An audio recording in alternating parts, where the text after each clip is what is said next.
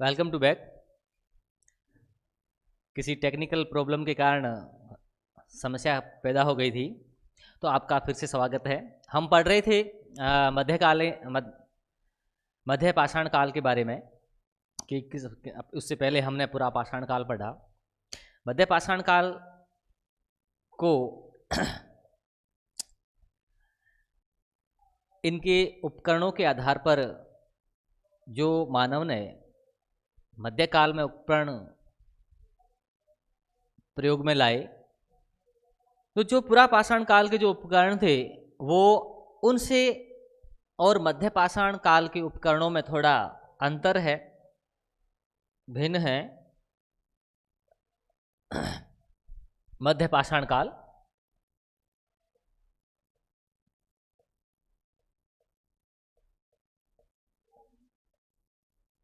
मध्य पाषाण काल, इसमें सूक्ष्म उपकरण या छोटे उपकरणों का प्रयोग किया गया। तो हम इसके विस्तार से चर्चा करते हैं कि मध्य पाषाण काल की जो एज है या टाइम पीरियड जो इसका है, तो वह 10,000 ईसा पूर्व से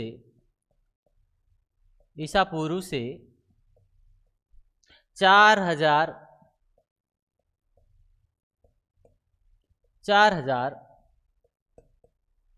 ईसा पूर्व माना जाता है। मध्य पाषाण काल में मानव ने सूक्ष्म उपकरणों का प्रयोग किया और मानव का वही व्यवहार था, शिकार करना, जंगली जानवरों को मारना और उसका मांस खाना, या फिर कंदमूल से जो फल फ्रूट उसको जंगलों में मिलते थे, प्राप्त होते थे, उनसे अपना पालन पोषण करना। लेकिन मध्य पाषाण काल आते आते मानव में एक परिवर्तन आया, उसमें थोड़ी समझ बढ़ी। तो पहले जब उसे भूख लगती थी तब ही वह शिकार के लिए निकल पड़ता था, और जब शिकार करके मांस खा लेता या अपना पेट भर लेता तो फिर बैठा रहता।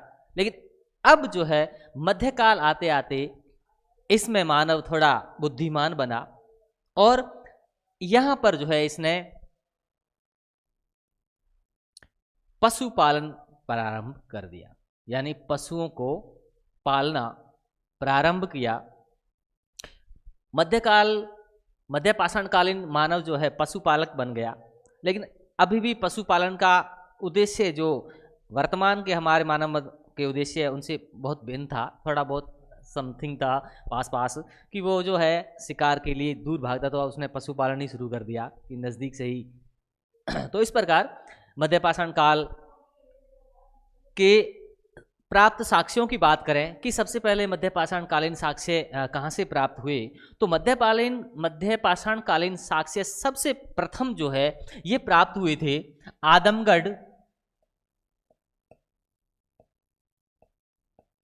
आदमगढ़ जो यूपी में है, यूपी यानी उत्तर प्रदेश, और दूसरा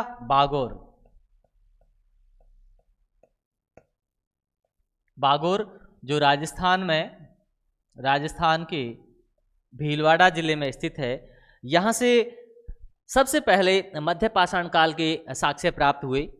आदमगढ़ और बागोर, आदमगढ़ यूपी, बागोर यानी राजस्थान जो भीलवाड़ा जिले में स्थित है। सबसे पहले मध्य पाषाण कालीन उपकरणों की खोज किसने की, तो इसमें जो हम कहें कि सबसे पहले मध्य पाषाण कालीन उपकरणों की खोज 1866 ईस्वी में CL कार्लाइल ने की थी। तो इनकी खोज जो है, मध्य पाषाण स्थलों की खोज जो है,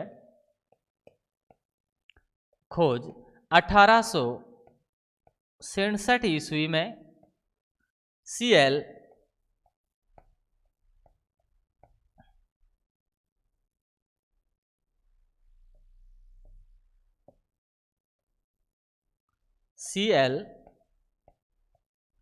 कार्लाइल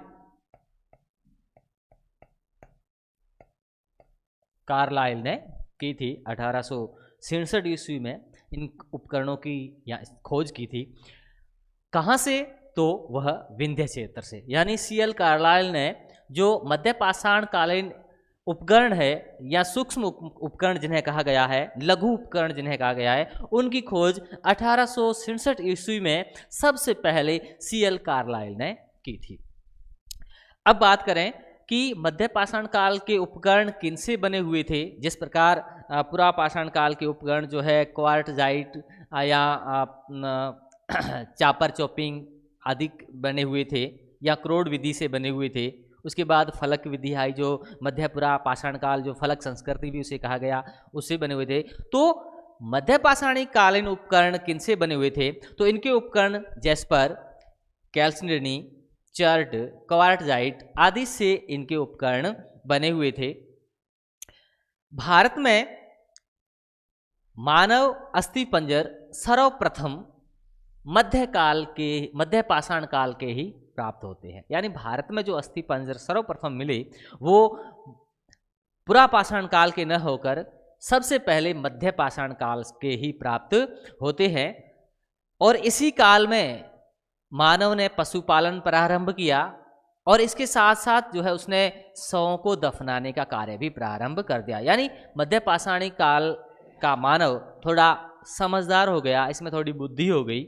इसने जो है समुदाय में रहना प्रारंभ कर दिया। जैसे भीमबेटका की गुफाएं हैं या भीमबेटका जो स्थान है, उन पे जो चित्र शिलाश्रय मिले हैं, उन पे जो चित्रित है, उन पर बहुत सारे ऐसे पशु पक्षियों के चित्रांकन है जिनका वो शिकार किया करता था, जो आपको मैंने पूर्व में बताया। तो यहाँ पर भी वो फिर समुदाय में रहने लगा और इसके साथ साथ उन्होंने जो है शवों का संस्कार यानी उनको दफनाने का काम भी प्रारंभ कर दिया।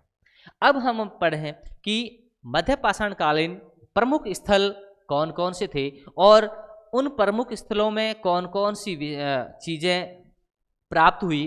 तो सबसे पहले आता है कि बागोर जो राजस्थान के भीलवाड़ा में है, यहाँ पर जो है 4 मानव कंकाल मिले, जिनमें से एक के गले में गुरियों की 36 गुरियों की माला है और ये 36 गुरियों की मालाओं में से अधिकांश गुरियां जो है वो पत्थर की है, लेकिन कुछ हड्डियों की भी है। इसके अलावा भी यहाँ पे जो है बागोर में बहुत सारे तांबे की 3 वस्तुएं भी मिली, जैसे बाण या तकवानुमा वो चीज़ें। तो यहाँ बागोर भी महत्वपूर्ण मध्य पाषाण काल स्थानों के अंतर्गत आता है। और दूसरी बात करें लग्नाज की, जो गुजरात में स्थित है, तो लग्नाज में 14 मानव कंकाल मिले हैं। और बात करें लहुरा देव की, लहुरा देव यूपी में स्थित है और संत कबीर नगर में।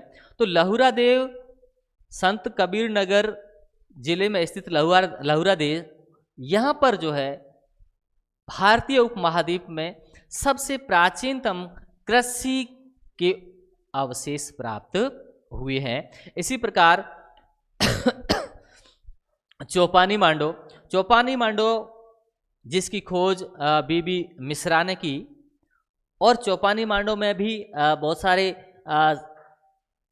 अवशेष प्राप्त होते हैं, लघु उपकरण मध्य पाषाण काल के उपकरण प्राप्त होते हैं। यहाँ पर भी जो है ये चौपानी मांडो जो स्थल है, जो यूपी का स्थल है, ये पूरा पाषाण काल और मध्य पाषाण काल के बीच संक्रमण का काल है या संक्रमण का काल कहा गया है इसे। इसी प्रकार एक और स्थल आता है सराय नाहर राय, सराय नाहर राय, सराय नाहर राय जो यूपी में स्थित है।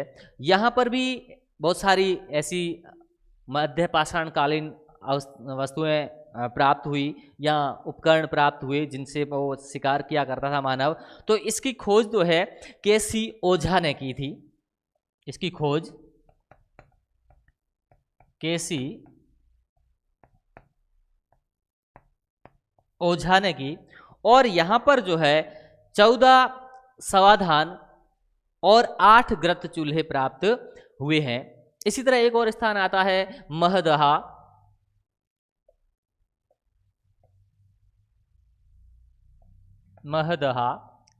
महदहा यहाँ पर एक बूचड़ खाना या जिसे कसाई खाना कहा जाता है या वध खाना, वो प्राप्त हुआ है। और इसके साथ साथ एक इसकी विशेषता जो है वह है युग्मित सावधान।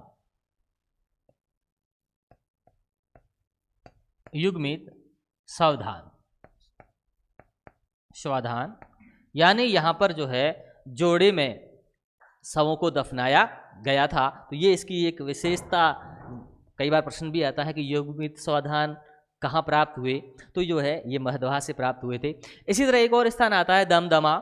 यहाँ पर एक साथ 3 मानवों को दफनाने के साक्ष्य प्राप्त होते हैं। तो इस प्रकार ऐसे बहुत सारे स्थल जो मध्य पाषाण काल से संबंधित है और जिनसे बहुत सारी वस्तुएं प्राप्त होती है। तो बात करें अगर तुलनात्मक मध्य पाषाण काल और पूर्व पाषाण काल या पुरापाषाण काल की, तो जो है इनमें मानव में विशेष अंतर तो नहीं है, उनका खान पान वैसा ही है, वह अभी भी मांस या जंगल प्रकृति पर निर्भर है। लेकिन फिर भी पुरापाषाण काल और मध्य पाषाण काल के मानव में इतना अंतर है कि जहां पुरापाषाण काल में मानव पूरी तरह प्रकृति पर निर्भर था और एक जानवरों की तरह ही जीता था, केवल उनका मकसद शिकार करना और पेट भरना ही हुआ करता था। लेकिन अब आते आते जो है उसमें थोड़ी बुद्धि का विकास हुआ।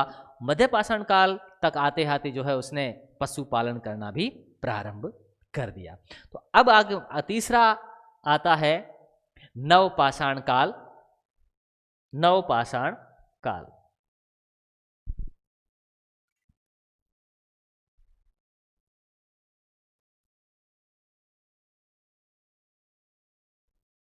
नवपाषाण काल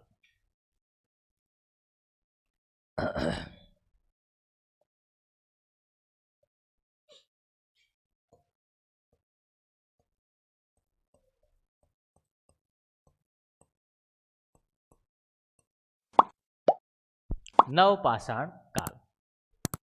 नवपाषाण काल का समय अगर बताएं तो इसे 4000 ईसा पूर्व से 4000 ईसा पूर्व से 1000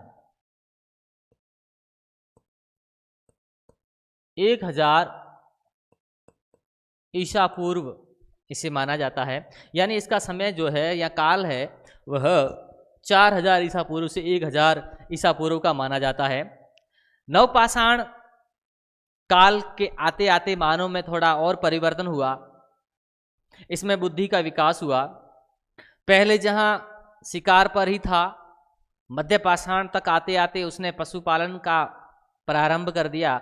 लेकिन नवपाषाण आते आते मनुष्य पूरी तरह से उसकी बुद्धि विकसित हो चुकी थी और उसने जो है अब दर दर भटकना छोड़ दिया कि शिकार के लिए इधर उधर भागना पड़ता था या आवास की कोई व्यवस्था नहीं थी, गुफाओं में रहता था। लेकिन नवपाषाण काल तक आते आते मनुष्य में इतना बुद्धि का विकास हुआ कि उसने पशुपालन करना भी प्रारंभ कर दिया। और इसके साथ साथ जो मुख्य परिवर्तन आया वो परिवर्तन यह था कि इस काल के आते आते मनुष्य ने कृषि करना भी यानी खेती करना भी प्रारंभ कर दिया था।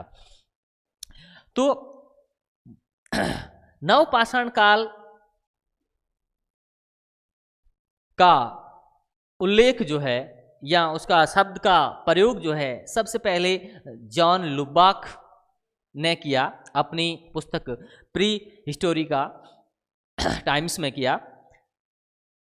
नवपाषाणकालीन मुख्य स्थल कौन कौन से थे और उनकी क्या क्या विशेषता थी, तो सबसे पहले नवपाषाणकालीन स्थलों में बात करें तो सबसे प्रमुख आता है एक नाम जो है मेहरगढ़।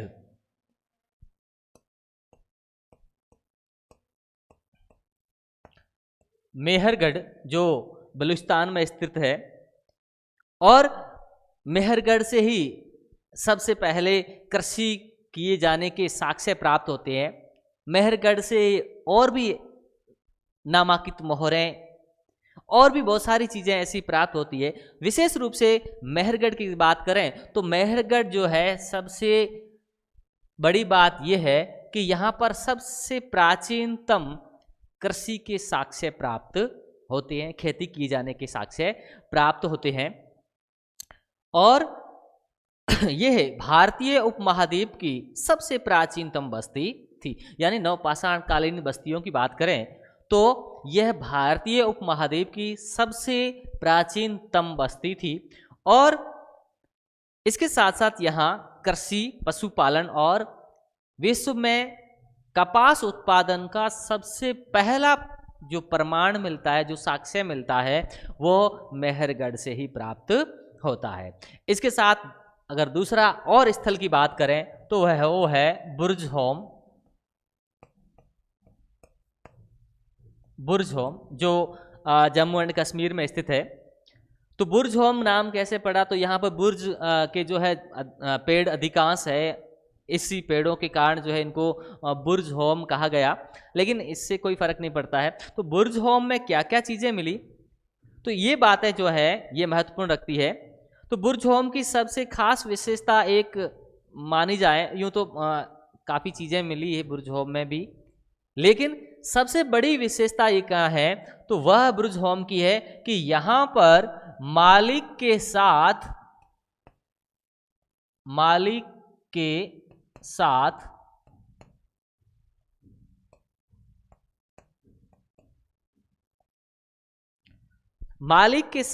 कुत्ते को दफनाने के साक्ष्य प्राप्त होते हैं। ये कई बार परीक्षाओं में प्रश्न भी आते हैं, छोटे बड़े, कई कंपटीशन एग्जाम में भी प्रश्न आता है कि किस स्थान पर मालिक के साथ कुत्ते दफनाने के साक्ष्य प्राप्त हुए। जब हम इसमें पूछा जाए तो बुर्जहोम एक ऐसा स्थान है जहां पर मालिक के साथ कुत्ते दफनाने का भी साक्ष्य प्राप्त होता है।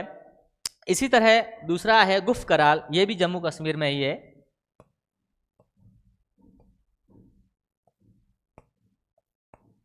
गुफ कराल ये भी जम्मू कश्मीर में ही स्थित है और यहां पर जो है तांबे की हेयर पिन प्राप्त हुई है, जबकि नवपाषाण काल स्टोन एज के अंतर्गत आता है, यानी पाषाण कालीन ही स्थल है, लेकिन इसमें जो है जो गुफ कराल है इसमें एक तांबे की हेयर पिन भी प्राप्त होती है। इसके अलावा एक स्थान और आता है, प्रमुख स्थल जो है कोल्डी हवा।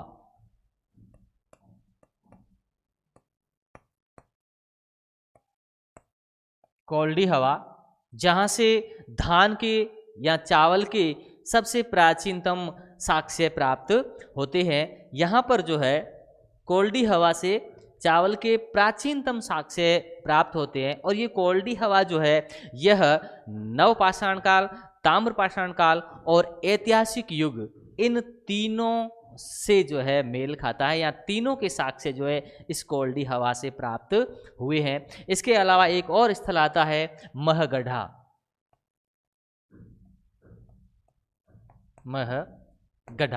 महगढ़ा से जो है पशुओं का बाड़ा प्राप्त होता है।